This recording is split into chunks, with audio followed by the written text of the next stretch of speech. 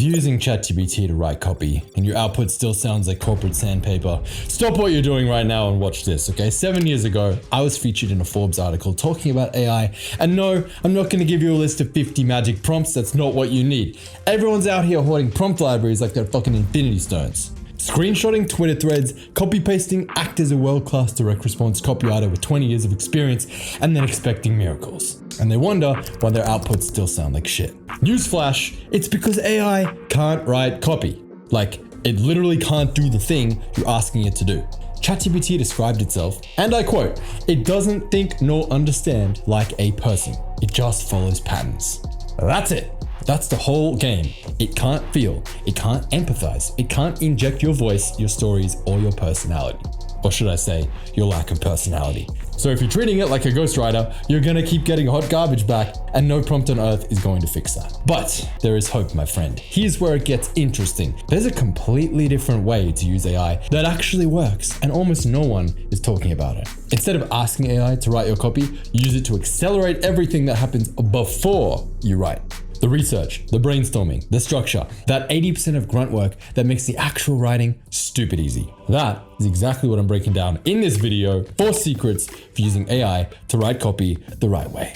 And if we've never met, by the way, my name is Ferres. I've been coaching copywriters for the better part of a decade. I've helped 83 of them hit a 6 or even 7-figure income and generate over $1 billion for their clients, working with brands like Amazon, Netflix, Walmart, Tony Robbins, Alex Hormozi, ClickFunnels, Ty Lopez, Dan Kennedy, Dan Martell, blah, blah, blah. Bottom line is I help copywriters get richer, and I'm pretty damn good at my job. And I'm in no way saying you're gonna make 6 or 7 figures as a result of watching some YouTube videos. I'm just passing down lessons from people who have done it. I've also built custom AI systems inside my private memberships that are used and loved by our members, and as mentioned, been featured in Forbes talking about AI. Needless to say, I have some experience with this shit, alright? Very good, let's get into it. Secret number 1, and this is gonna piss off a lot of prompt hoarders out there. You need to stop obsessing over prompts.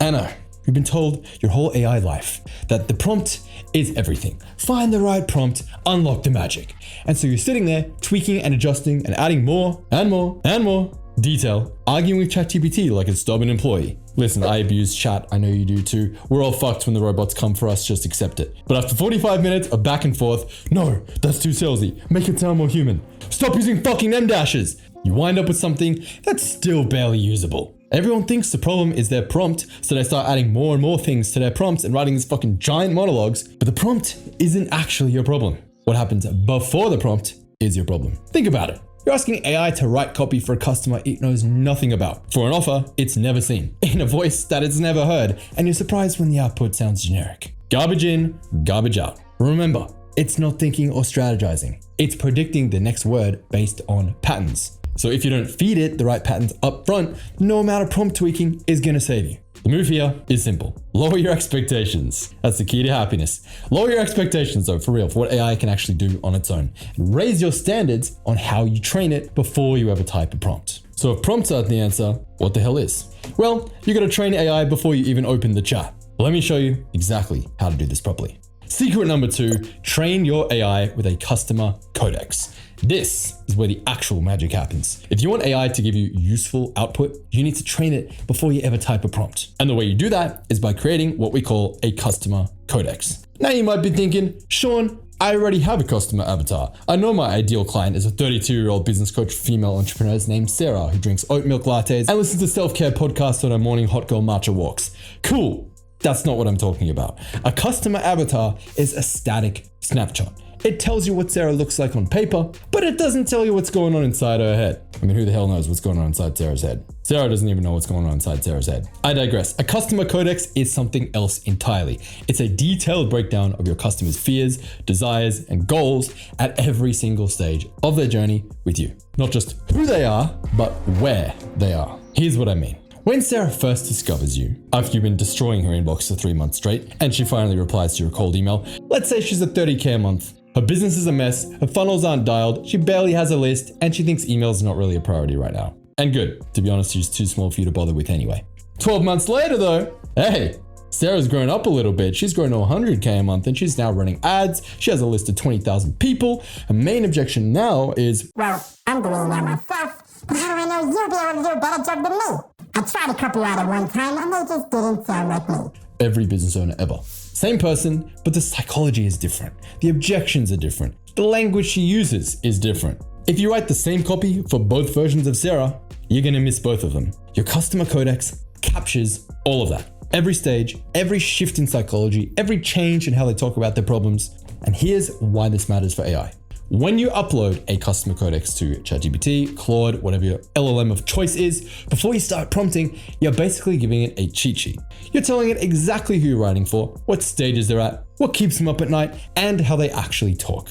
AI can't figure that shit out on its own. You gotta feed it. Right, let me show you the difference. So without a Customer Codex, let's say your prompt probably looks something like this. Act as a world-class direct response copywriter. Write me an outreach email to book a call for my marketing service. Target prospect is a 32-year-old business coach for female entrepreneurs named Sarah who's making $100K a month. Keep the email under 150 words and use a conversational tone. Cool. And you already know what's coming. Boring, generic, reads like a blog post. No fluff, no filler, just results. Fucking kill me. Now watch what happens when you have a Customer Codex loaded in. I used AI to make a demo doc for the sake of this video, and I modeled it off my own Customer Codex that I use for all my prompts. I also always, pro tip, upload a sample of copy you like that you want to reference the writing style of and tell it to match the writing style. And last, given most clients' major objections to hiring copywriters is the fact that they don't sound like them, it would behoove you to upload a sample of the client's voice, either from their written or spoken copy like YouTube videos, and tell it to write in their voice. That's how you get clients saying stuff like, Wow, he just nails my voice. He's so good. No dummy, I just uploaded a YouTube script into Claude and asked it to write me an email in your style. It ain't that tough. Anyway, you're gonna keep those 3 files in a folder on your desktop and you're gonna upload them at the start of every new chat. The Customer Codex, sample of good copy, and a sample of the client's voice. Okay, so same prompt as before, but we're gonna upload these 3 documents and tell chat to reference them.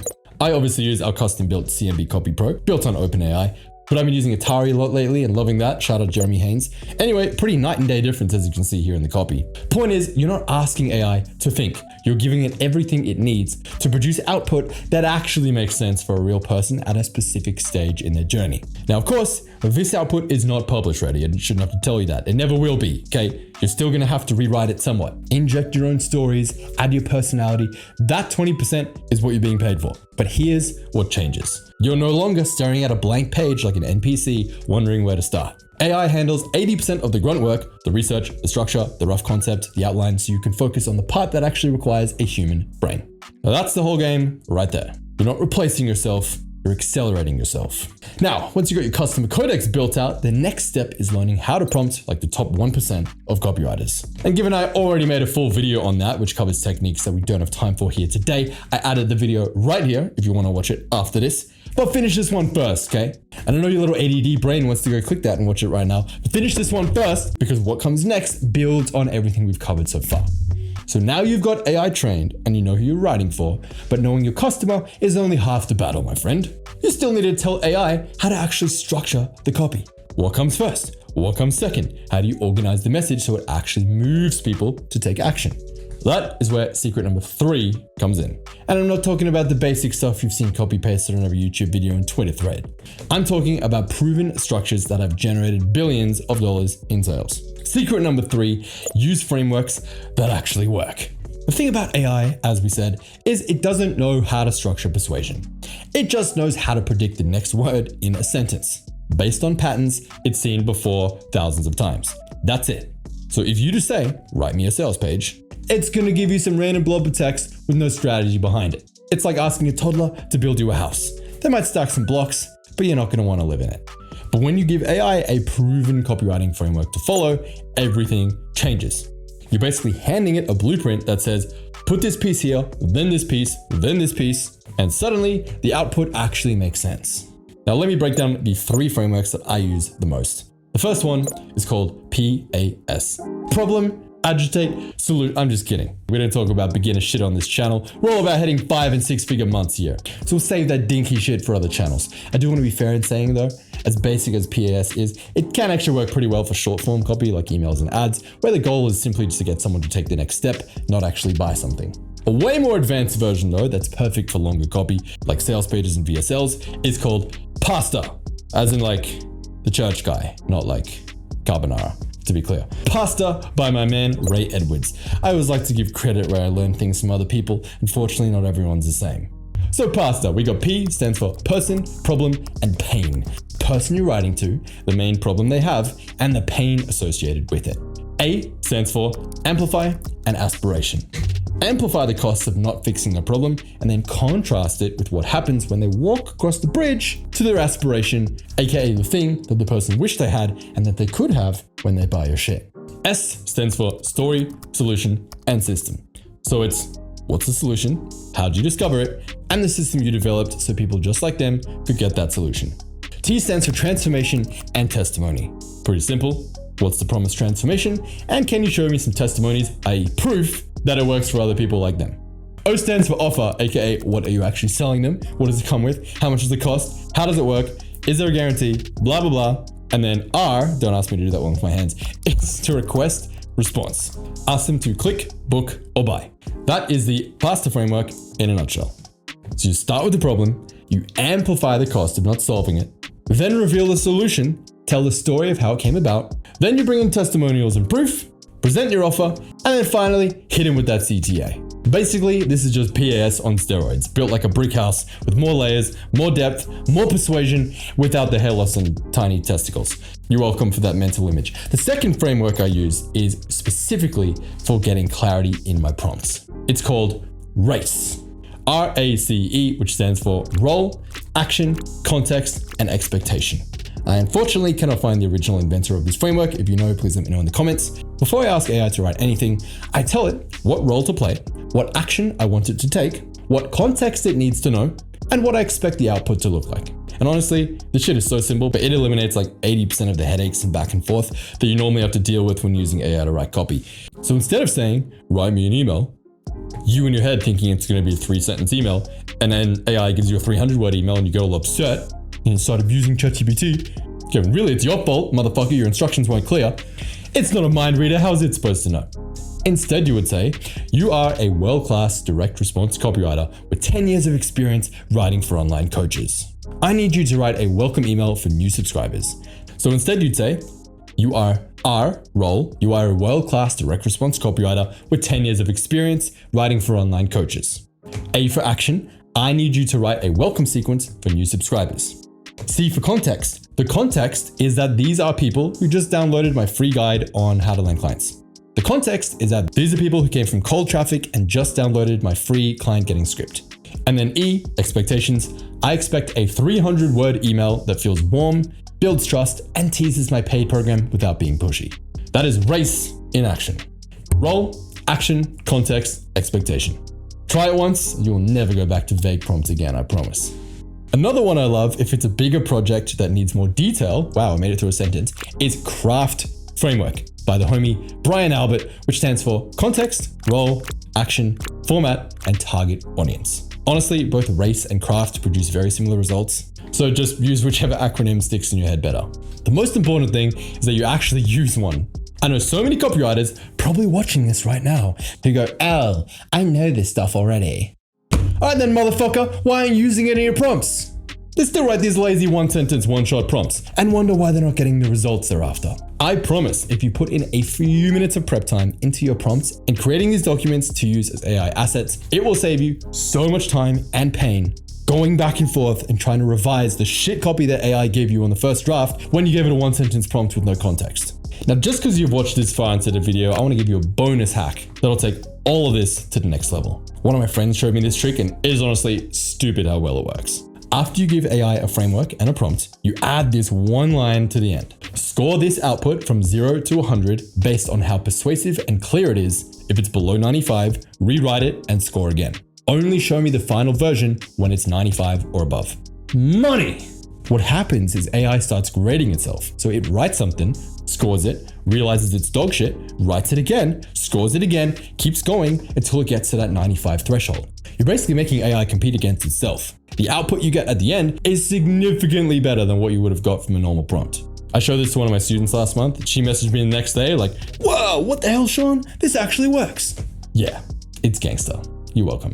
So to recap this section, stop giving AI vague instructions and hoping for the best. Use proven frameworks like PAS for short stuff, PASTA for long stuff, and RACE for getting crystal clear on what you actually want, and then stack on the self-scoring hack to squeeze even more quality out of every prompt. That's how you turn a decent output into something you can actually use. But, big fat juicy but, here's the thing. You can have the best frameworks in the world, but if your workflow is slow, you're still gonna take like 45 minutes to write a fucking email, which kind of defeats the purpose of using AI. Let me show you how to make this whole process much faster. Secret number 4, the workflow that makes this stupid fast. Let's talk about speed. Because if you're still spending 45 minutes going back and forth to ChatGPT every time you need to write an email, you may as well just write the email yourself and not use AI. Duh. So, there are 3 workflow hacks, actually 4, that compress all of this into a fraction of the time. Let me walk you through each one in detail. The first hack is frankly to stop starting new chats every single time. This sounds so obvious, but almost no one does it. Basic AI hygiene 101. New topic, new chat. Same topic, same chat. Really is that simple. Think about what happens every time you open a fresh chat in ChatGPT or Claude. AI's memory is shit at best and non-existent at worst. It's like a 90-year-old uncle with selective dementia that occasionally recognizes you when it suits it, but if UFC's on TV, then it doesn't give a fuck about your existence. It's not going to pretend it knows who you are, so it has an excuse to fuck off and watch UFC and take a nap instead. Right? AI doesn't always remember who your customer is, what you sell, how you write. It doesn't always remember everything you taught it yesterday or last week, or fuck, last message. With a new chat, you're basically meeting a stranger and starting from scratch every single time. Especially if you use the big boy credit-based LLMs like Manus and Utari, which don't have memory between chats. Unless I've updated it since I recorded this, then disregard that. This is why your prompts have to be so long, okay? Because you're re-explaining everything every single chat. So instead, what you want to do is create a dedicated workspace for each client or project that you're working on. In ChatGPT, for example, there's a feature called projects. You create a new project and name it after your client or offer. Then you upload all the context AI needs to do its job.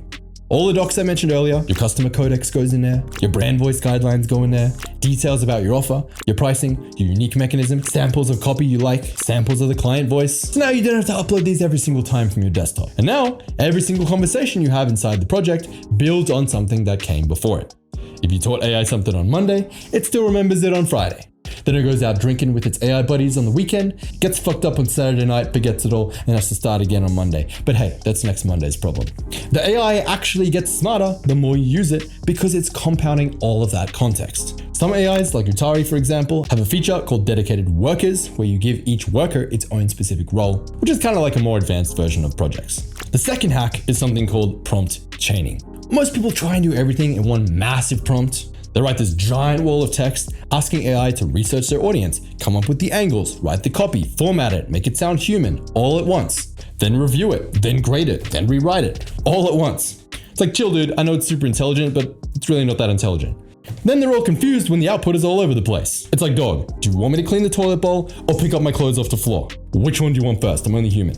I'm kidding, I'm actually very clean, there's no clothes on my floor. The problem is you're asking AI to juggle too many things at the same time. It's like ordering a coffee and then asking the barista to also do your taxes while they steam the milk. You're either gonna have burnt milk or tax fraud. Neither are very good outcomes. Prompt chaining is the opposite approach. You break the big task into smaller steps and you complete each one before moving to the next. Each step feeds into the next step. You're building something piece by piece instead of hoping AI can figure out the whole puzzle at once. Let me show you how this works in the context of market research. This is the process that used to take me hours, now takes me about 30 minutes. First, you ask AI to give you a high-level overview of your market. Who are these people? What do they struggle with? What have they tried already that didn't work? This gives you a foundation to build on. Of course, if you've been to my AI Ads Lab training, you'll have our entire deep research prompts that we use in there to do your customer research for you. And if you haven't, what are you doing? Link in the description. Next, you go deeper with real research. You ask AI to find actual quotes from Reddit, Facebook groups, forums where your audience talks about their problems. You want the exact words they use, not your versions of those words, literally the exact word for word.